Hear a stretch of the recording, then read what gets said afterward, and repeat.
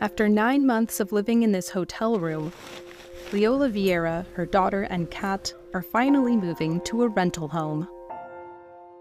We found a house that we can move to, and it feels like home. Vieira lost her house and businesses in Lahaina when the town was engulfed by what became the deadliest wildfire in the U.S. in over a century. The fire killed at least 102 people and left swaths of Lahaina in charred ruins. A few months after the fire, Mike, her husband of 57 years, died from cancer. I have been so depressed ever since my husband passed. I think with this new home, I think I will be able to accept more things now, because it seems like I'm on the right track. In the years since the wildfire, crews have cleaned up much of the debris, but it will take years to rebuild the properties that stood here, many for generations. Until then, survivors need temporary housing, and there is still not enough of it. The loss of housing has led to displaced hotel workers having long commutes and has contributed to a spike in rent across the island. Aid officials say about 1,500 families that survived the fire have left Maui. And when you start to see mass exodus of the people, you start to change the fabric of Hawaii. And that's what's at stake, is the future of who Hawaii is as an identity, as a people, as a place.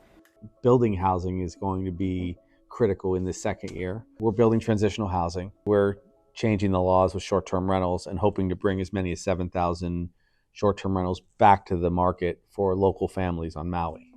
Just above Lahaina, construction crews are building a new neighborhood that will have 450 modular homes, which are designed to house families for up to 5 years.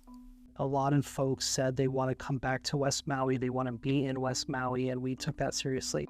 The nonprofit Council for Native Hawaiian Advancement has been a key player in finding housing solutions. After providing emergency help, the council is now building pre-manufactured homes, leasing apartments for impacted families, and paying people to house displaced survivors.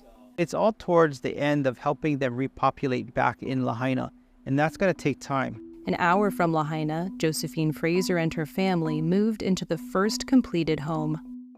There were times where we had a 24-hour notice that we had to get out of the hotel. It's awesome to have a roof, somewhere to call home, at least for now, until we go back into Lahaina.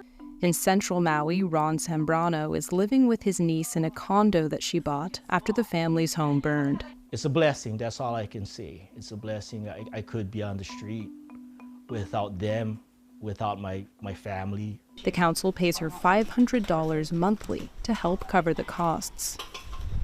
Vieira's rental home is in the burn zone, blocks from her destroyed property.